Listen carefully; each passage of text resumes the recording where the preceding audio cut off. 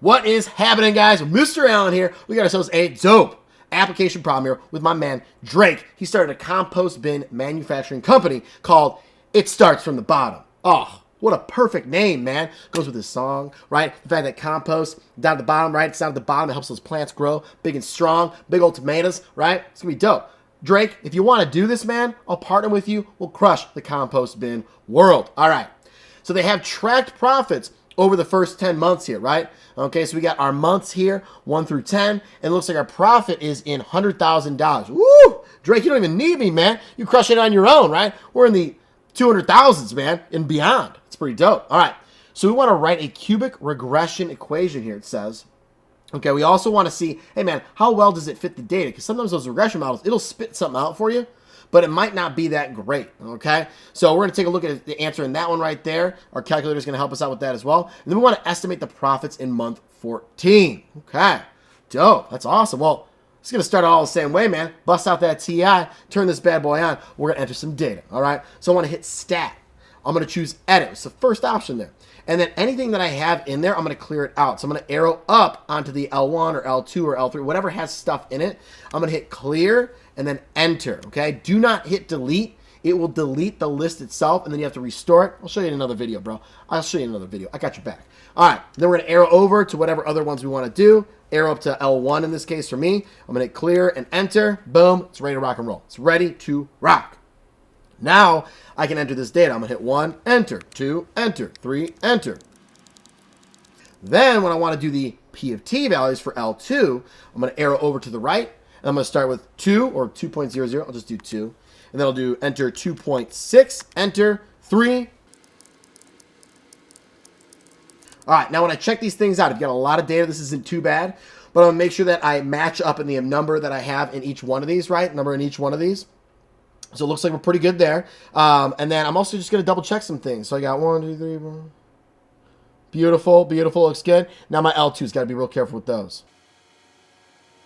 All right, I think we're solid. I think we're solid. We are ready to calculate. All right, let's do this. Let's do this. So I'm going to hit stat once again, but now I'm going to arrow over to calc, okay? Now, when I arrow over to calc, I see cubic regression as number 6. This specifies cubic regression, so that's what I'm going to do. Down to number 6 and hit enter. Now, it's pulling from list 1 and list 2, okay? So that's what I have here. If you don't have that, you got to change that. You'll notice in blue, on your blue keys, or whatever the second option would be if they're colored differently, you can see for 1, if I hit second 1, it will choose L1. If I hit second 2, it'll choose L2, and that'll enter them in there for me. So I want L1 and L2. If yours doesn't say that, fix it.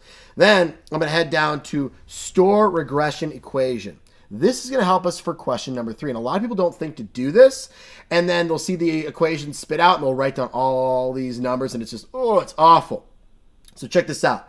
We can put Y1 in there and it will store it in that Y equals in that Y1 spot. And we can use it, okay? So there's 2 ways to do this. All right, you can hit vars, arrow over to Y vars, and then function, and then you have all your different ones right there. And I'll hit enter, and it'll put Y1 in there.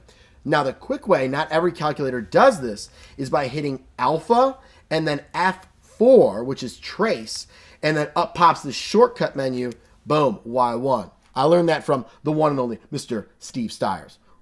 I hope he didn't hear me call him by his first name, right? Mr. Stiers. All right, so there we go. We're all set. I'm going to hit enter, enter on calculate, and then boom, throws all this stuff down. So you can write all these numbers down, be super tedious to write your equation right in here, which I got to write it down anyways for my test. But in the calculator for this guy, I don't have to type it all in, okay?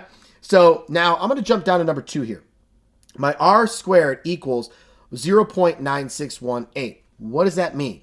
The closer to 1, the stronger the correlation is. So since this one here is 0.9618, so on and so forth, that's pretty close to 1. That's a pretty strong correlation. So I'd say it fits the data quite well, and this would be my reason here. Hey, it fits pretty well because my correlation coefficient, my R squared value is close to 1. That's justified. That's perfect for a test. A+. A+. All right. Next up, we got our cubic regression, okay? So we're going to write this all out. It's going to take up a bit of space here. And we're going to go, let's say, 3 decimal places. So the nearest thousandths, right? That's like a THS there, thousandths. Okay, so anyways, we've got, I'm going to probably need to use a few lines here. We got Y equals, And then I'm going to have my A value is 0.0067. So 0.007 x to the third. And then my B value is negative, so subtract. And then I've got, let's see here. Wait, we want P of T. Ah! Pause. Back in action. All right, P of T. Don't want to get some half points off, man. Writing things with not function notation. Are you crazy, man? Oh, that's terrible. All right, 0.007 T to the third, America. All right, next up, I got negative, so minus, and then we have 0.1329, so it's going to be 0.133. 0.133 T squared. And then, let's see here, for my linear term, I've got 0.9709, so plus 0.97, what did I say, 09, so 1 T. Oh, we might have some room. I'm just going to kind of, and then for my constant there, D, we got 1.16, so plus 1.16. Look at that. We fit it all in one line. That's pretty dope, man. That's pretty dope. All right, there we go. So there is my beautiful, wonderful regression equation. Now, if I'm going to make some predictions, I'm going to use the one that's stored here in the calculator. You could plug it in here, but hey, man, yo-ro, you only round once. I just rounded 3 times, bro. We don't want that. I want to be accurate for Mr. Drake here. I want to give him some accurate predictions for month 14 and beyond if he'd like. Okay, so now here's where things get real crazy. I'm going to hit clear, okay? Back to our home screen. Now, if you clicked Y equals, look in there. It's got that whole, oh my God, look at all those numbers it's got.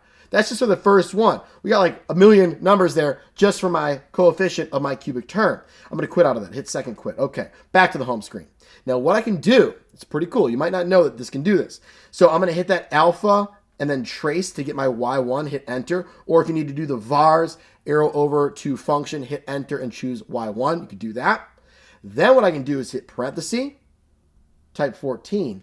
And it's going to evaluate just as if I were to do P of 14, right? I'm doing P of 14, but on my calculator, it's Y sub 1 and then 14. That's how the calculator does that function notation. Hit enter. Oh, dope. That's awesome. So we have 7.08960373. That's what I've got for my calculator, right? Okay. Well, what does that mean, bro? What does that mean? Well, this is 100,000. So I'm not even going to mess around with moving decimals. I'm just going to multiply this by 100,000, hit enter, and now I know what the profit is going to be here. I'm going to jot this down in a different color. I don't want it to fall off the board here. So we have ourselves, it looks like, 708,960.373. So that would be our estimated profit for that one right there at month 14. Now, generally speaking, we're not going to say, hey, man, give us down to the decimal place because it's an estimate, right? It's an estimate. So there's other ways that we can do things. We could say like, hey, to the nearest $1,000, right? To the nearest $1,000. So if I were to do that to the nearest $1,000, that would be this spot right here, not nearest thousandths, but nearest 1,000. Well, this 8 would be rounded up by that 9, and I would say we'd have 709. This would be my estimate to the nearest $1,000 for month 14 there, all right? So be careful on the wording of problems. What they're saying there, they might say estimate the profits in month 14 to the nearest $1,000. That would be this guy right here. Or to the nearest $10,000. That'd be 710,000. If I did that, the 0 gets rounded up by the 8. That'd be the nearest 10,000, okay? So look for wording, read, left to right, top to bottom. That's important. I think that's it, man. I think that's it. And that is super dope. You're welcome, Drake. Start the company. Clearly, it's going to do very well based on my fictitious data here. All right, I'm out.